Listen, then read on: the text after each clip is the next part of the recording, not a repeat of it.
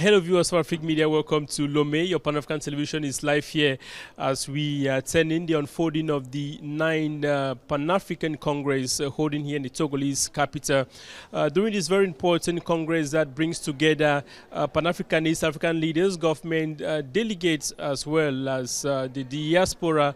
To speak in one voice, we have the opportunity to meet with Dr. Akil Kokayi Khalfani, who is the director of the Africana Institute, director for the Center of Global Education and Experience. It's a pleasure having you on African Media here in Lome. Yes, glad to be here. Thank you for inviting me. It's always wonderful to be home in Africa. Sure, very wonderful to be home in Africa, and the whole continent is gathered here in Lome to speak in one voice. Most importantly, renewal of Pan-Africanism and to position the African continent on the global stage with regards to the changing geopolitics. In all of this, what do you see the Pan-Africanism within this context? How effective can it work? So when we think about Pan-Africanism and its effectiveness, I think we have to look all the way back to its beginning. Right, so Pan-Africanism started with Henry Sylvester Williams in 1900 in a conference in London. But he was from Trinidad, so Pan-Africanism has always been global. And then you had Garvey and Du Bois and Padmore. All of these African revolutionary thinkers were here at the turn of the century, and we now here are a culmination of their efforts. So we're living in the footsteps of our ancestors. And I think that we can change the landscape for the next generation by coming together and realizing that we have what we say in Yoruba, we say ashe, or power. And that we recognize that power is the thing that's in our bones, it's in our politics, and it's in our holistic thinking about Pan-Africanism. And if we implement a holistic thinking to a holistic problem. See, the problem of colonialism, the problem of white supremacy is a global problem. Sometimes we develop solutions that we think are solutions, but they're only a part of the solution. And so therefore, the problem raises its ugly head again in some other place, in some other way. So if we don't bring the youth into it, then the youth, quote unquote, become the problem. If we don't address women in the challenges, then we leave elements of oppression towards women when we haven't resolved it. So we have to be holistic in our thinking. We have to think about our food, the energy we have. Everything we have to do has to be, that's what Pan-Africanism is to me. It's not just the politics. It's not just the culture and art. All of those are important, but they're not the totality of it. And I say all the time that we have to come together as Africans, and we have to build on our similarities, and we have to celebrate our differences. Because you eat something that's different from me doesn't mean I have to have a competition with you. That's European thinking, Eurocentric thinking. Because you dance a different way and I'm not familiar with it doesn't mean I have to look at it in a negative fashion. I have to see the beauty in of it. Even though it's not mine, it's still mine. You know, that's Ubuntu. Ubuntu, we are, therefore I am, therefore we are. This connective togetherness. That's what we have to build on. And that's what I think they've talked about it here today. I'm a part of an organization that works on Pan-Africanism from an Ubuntu perspective. I think all of those things are part of what and who we are and how we get there. The challenges for the African continent is, of course, quite enormous, and some of these challenges result from the colonial past. And this conference is holding the year of the African Union reparation for people of Africa and people of Africans and people of African descent. Within this context, colonial past, the challenges we're facing today, most of which results from the colonial past. How do we put all this together and to what end? So two things. The minister from Mali, he addressed this in terms of thinking about how we look at the decolonization of our education. And then I was part of the Algerian conference last week, and we had the Algerian declaration, and we talked about decolonizing both the physical and mental spaces. And I think that that's a huge part about what your question, that we've got to decolonize our mind, right? There's a book by Naim Akbar. He wrote a book called Breaking the Chains of Psychological Slavery. And his book tells us the same thing that Malcolm X said, and that is that the white folks, Europeans, took the chains off of your ankles and your wrist, and they put them behind your eyes, and you can't see them. So since you can't see the chains, you think they're not there. But in reality, colonialism doesn't come without imperialism. And imperialism is the thing that colonizes the mind. And so that it's an ongoing thing. And so imperialism exists where the physical aspects of colonialism or neocolonialism may not be seen. And so we've got to recognize that there's always something that the West is pushing. And sometimes it looks like aid, but really it's a backhanded gift, right? So you get money, but then you have to spend that money that they give you with all of their business partners. And so now you haven't given any money really to your own institutions. You might have built a building, but the concrete came from the West, the tractors came from the West, and you go around in the African islands and in the continent, and you'll see tractors on the side of the road. Why? Because they just can't get parts from the previous colonial loan. And that shows you that the colonists weren't really interested in helping. They were just interested in further controlling and dominating. And so we have to come up with ways and systems that after we've decolonized our thinking or recognize that we have had a colonized way of thinking, we've got to come up with new strategies to change the way we do, to change the way we see the world that's around us. And I think that we have the intelligence of that. But part of that is that our intelligence, our academics, our doctors, they all go abroad. And so we've got to incentivize our brothers and sisters who have great skills for staying in the continent and working together and coming up with pathways to develop things that they haven't done in the past, right? And so those are the types of tools that we need to create solutions. And yeah, so because I have a couple of things, and maybe we can talk about some of the solutions that I might propose to you as well. And Doctor, Africa seeks representation in global institutions like the United Nations Security Council, the IMF, and a lot more of such institutions. And the other aspect which we equally have to understand is that he who pays the pipers determines the tune. Now, Africa lacks that finance. Institutions like the African Union, regional organizations are still sponsored by the West. We seek autonomy, we seek sovereignty, we seek to resolve our own problems, but we lack the finance. How do we go about this? Good. You went right into my question, or my point I wanted to make. And that is that one of the things that we see is that this lock on the finances. And part of the problem with that is that we don't have conduits for bringing the resources in directly, and even the African Union, right? So the African Union may have challenges in doing things, and I think that the African Union may need to develop its own industries or industries in collaboration with various countries across the continent. Right, and that could be, for instance, a train system. The Europeans developed the railway system to take stuff out, to take people and resources out of the continent. If you look at it, all the main roads on the trains go straight to the coast. There's no train from Cape to Cairo. There's no train from Senegal to Tanzania. But we could do that. And that could be a rail system that is owned and operated by the African Union. And if the African Union controlled that, you'd have the Pan-African Railway. And then that would change the mentality of way people think that you now have something that both physically and I think mentally, because you think of a train running through something, connecting things, that this is a pathway showing us how to connect, and then maybe there are other ways that get developed in the process. But the other part of your question is that this can then bring revenue to the African Union, who then doesn't need to look to outside agencies, outside philanthropic or government organizations to give money. We've got to develop our own systems of revenue to do so. It takes money to be a revolutionary. It takes money to be a sovereign. To do all those things, we've got to find the ways, in addition to developing our own resources, the coal, the cobalt, the oil, all of these things we need to be processing.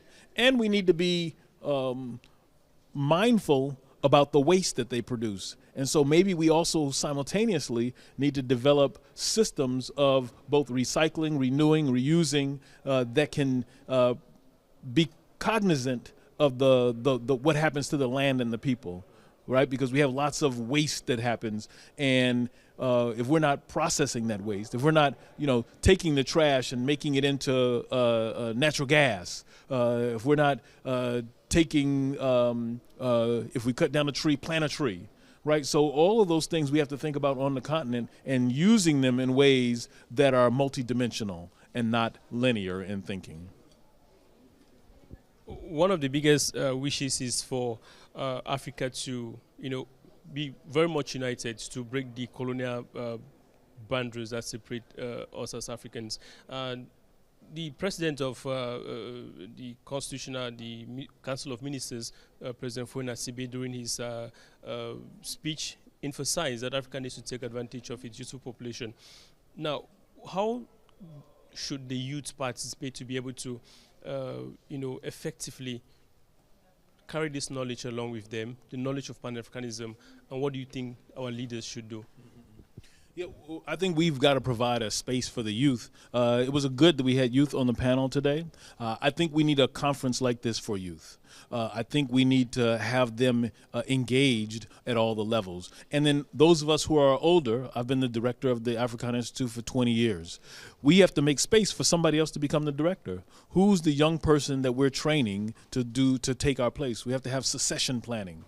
And then that succession planning is the pathway for creating opportunities for young folks to take our places. And we can't expect that when they come that they're going to do everything the way we would do it, that they are going to do it in their own ways, and we have to be comfortable with them doing things differently. We can be there to guide them. We have to be I'm going to give a talk tomorrow, and I'm going to say something about looking at elders leaving footprints behind. And I have this speech I give called Stomp Like an Elephant. And the point behind it is that oftentimes we act like a peacock. And a peacock, as beautiful as it is, when it walks, its tail sweeps on the ground. So there's no footprints left behind for the young to come and see where it's going. However, if you're an elephant, I don't care if you walk soft or you walk hard, you're going to have footprints for the people who come after you. So if we see ourselves as elephants and we leave a pathway, then they can begin on a pathway that we create for them, and they just lead their own way as they get there.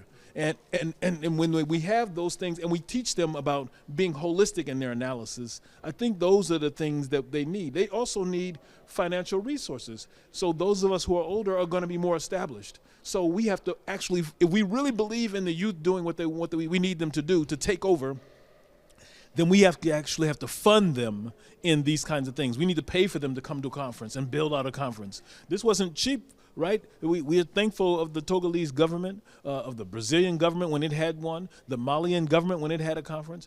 That same type of financial commitment, that same type of leverage needs to be used when we bring the youth. Don't just bring the youth and tell them to go do it and say, oh, well, you guys didn't do it. No, because they didn't have the resources. They're not going to have the resources.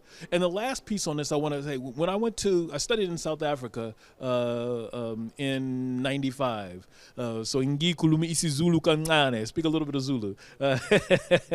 And when I was there, the first week I was there, they had an all-Africa moot court competition. And that had African students from maybe 30 different countries. And the energy that was there of those students was very high. And I think that those kinds of things are the things we need to build momentum under. And it can't be a one conference. So we're going to give them, when they come to the first one, then we task them in 6 months, what are you going to do? And give them a platform to do that. And then we invite a group of them back in 6 months. And then 6 months after that, we have a different group of them come. And then now we have a year-long commitment of the youth, and maybe they all come back in a year after that. So now we have 2 full years of the youth being engaged, and we provide the space, the financing, and everything else for them to do so. And then sometimes what's going to have to happen is that some of us are just going to literally have to step back and let them do it. Thank you very much, Doctor. And Lomé has positioned itself as a pivotal stage for such important discussions and actions that concerns the African continent. But fortunately, unfortunately, this ninth Congress is coming nearly after 3 decades. What's your projection? How often should we have such congresses, and what do you think, or when will the next conference happen, and how can we continue this discussion or this engagement just so that we don't wait for maybe another 30 years to gather again as a continent to decide and probably fine-tune a way forward for the continent?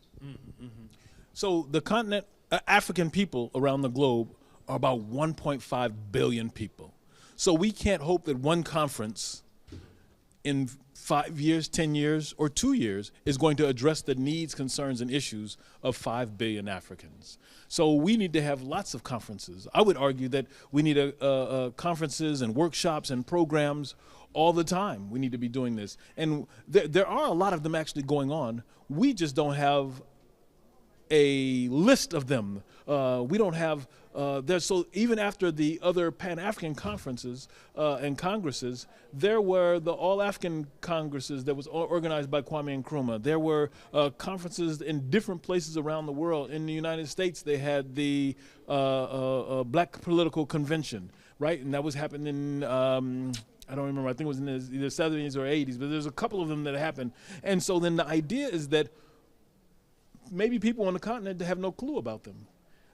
So they're happening, but we haven't told each other about them. And maybe we didn't invite enough folks from the continent to the one that was in the United States because we thought that it was mostly about that. And maybe the ones that were here that other people organized, they weren't other. So we have the internet now. So we need to use all of those tools to engage folks across the board. And that type of continuity will help us largely. And I think that the other part about that, though, is we've got to think about developing conferences that are outside of just politics and maybe culture. Even though we talk about a lot of it here, there's no farmers here. Where's our Pan-African Farmers Conference? Where's our Pan-African Business Conference? We have lots and lots of medical doctors. Where's our Pan-African medical doctors? We have lots of scholars, and some of them are here, but we don't have an academic scholar in a journal that's come out specifically to have African scholars talk about things from a Pan-Africanist perspective that's global in its orientation. So all of those places we need to, where's the Pan-African Women's Conference? You see, so that we can address these things. You know that there is over 80,000 missing African, let me say this to the camera, it's 80,000 missing African women and girls in the United States in 2022. 80,000, but there's no global cry about it. So our women come up missing, and this is documented in federal documents. And so where's the outcry around the globe about these missing African women? Where are they? And so we've got to address those kinds of issues in a global way so that we can begin to transform it. And then we have to really think about the future of pushing the technology. Africans in artificial intelligence, Africans in robotics, Africans in, what is the other thing? It's quantum computing. All of these things we actually have to think about developing African presence in those spaces because we are users of them, but they don't have our information in them. And if we're not programming them, if we're not training them, then it's going to have a whole colonized robotics. So there'll be robots around here in Africa, but their thinking, their software is going to be Eurocentric. And so now we're trying to talk to something and it give us something back that's not useful or is not African-centered. And so we've got to recenter our Africanity about all those things. Even our doctors. How many of the doctors go around the world with all the training they have and use African science and use African herbs and medicine in what they do? Most of them use strictly European, Eurocentric ideas of thinking about health and well-being. So we've been colonized in our medicine.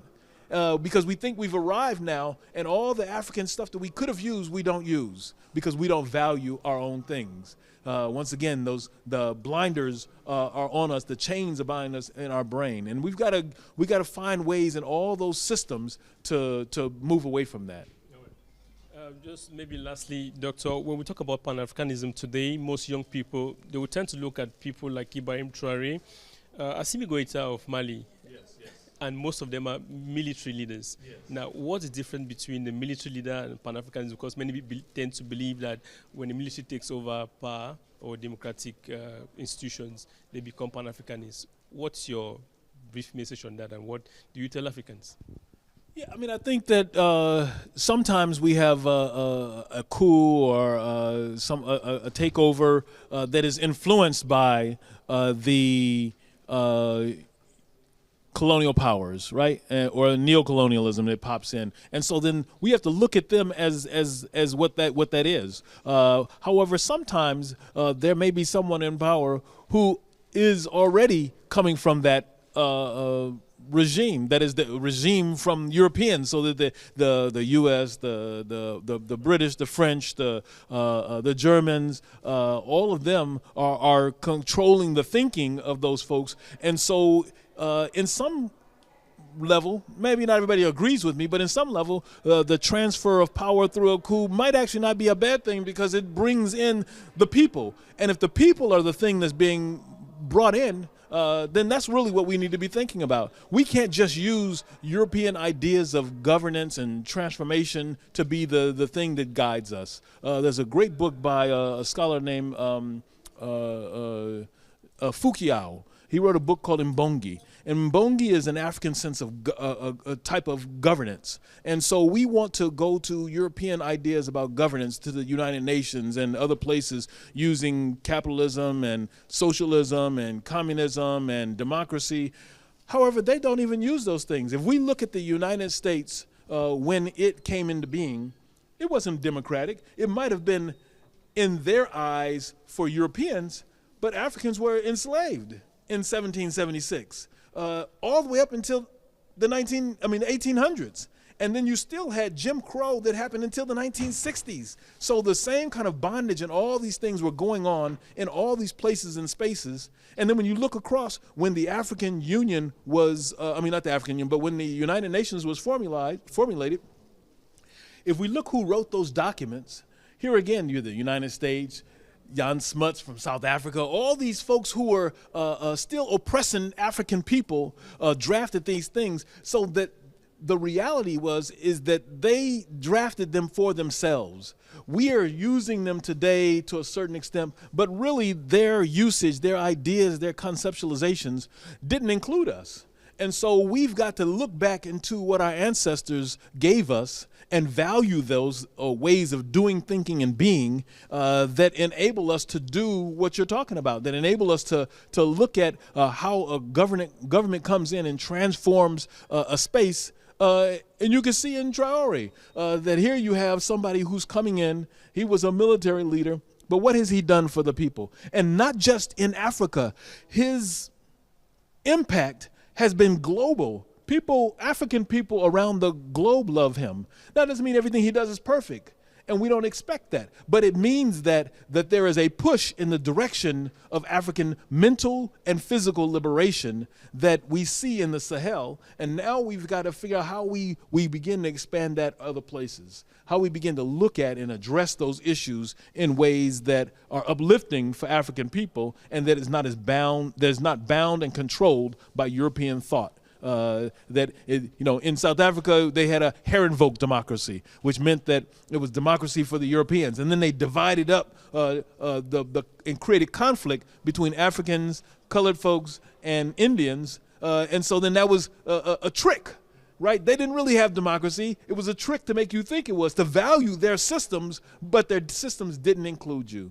And so we've got to develop the systems that include us. When I was in Burkina Faso, I had an opportunity to visit the Mossi King, and he was literally sitting down negotiating challenges that were going on in the community in the society at that time. And he had previously done this, negotiated conflict. And we've got to go back to valuing those systems that already exist, but we value them not that much. I'm an ambassador to the ONI in Nigeria, in Ile-Ife. And he's done the same thing. I was there when he was doing some of this, and that he has, and they end conflict without warfare, without going to court. We want to go to their courts as a first resort, but they're courts based on laws that don't really look like and are built for us. We've got to have an African-centered reality, an African way of thinking and doing. And when we do that, there'd be no stopping us as African people. Your message to Africans watching you as a Pan-Africanist, what do you tell them? I say that we've got to develop an Ubuntu strategy that moves us forward. We've got to look at, in Ghana they would say Sankofa. We've got to look back to the past while we go forward. The Sankofa is a bird who flies forward but looks back. So let us look back and fly forward as a people and uplift our brothers and sisters and realize that there's nothing that can stop our success except for us. Unlock the chains and look at the systems of oppressions that are there, not just here in Togo, but that are out there and around trying to control and dominate African people. We must liberate ourselves first mentally, physically, politically, culturally, dietarily. We have to eat healthy.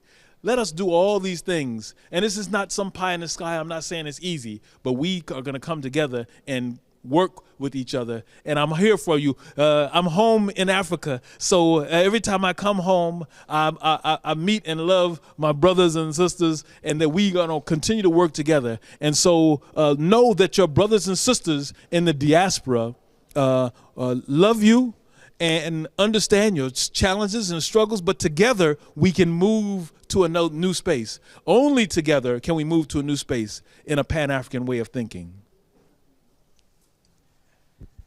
Only together can we move to a new space. Only together can we move to a new space. That's, of course, a very important message. Dr. Akil Kokayi Khalfani, you're the director of the Africana Institute and equally director for Center for Global Education and Experience. It's been a wonderful pleasure having you on Afrique Media here in Lomé. Yeah. It's been wonderful being here, and I think that what you all do with Afrique Media is a blessing, because we've got to find, we need a Pan-African media, which you all are doing and bringing together, but connecting your media with our journalists in the diaspora, and that would be a really powerful thing. I'll just say one last thing, if I can, that my name is Akil Kokayi Khalfani, and my name is Pan-Africanist. So my first and last name is Swahili, and my middle name is Shona, and so it means intelligent, one who uses reason to summons the people who are destined to rule. That we've got to tap into the essence of who we are and know that we have the power, the ashe, to change the world. Only if we realize that we have to do so in a way that's different than what Europeans and colonized mind Africans try to make us think. Thank you once again. The 9th Pan-African Congress is unfolding calmly and wonderfully here in the Togolese capital, Lomé. Stay with the Pan-African Television Afrique Media as we continue to bring to you more here from this historic event.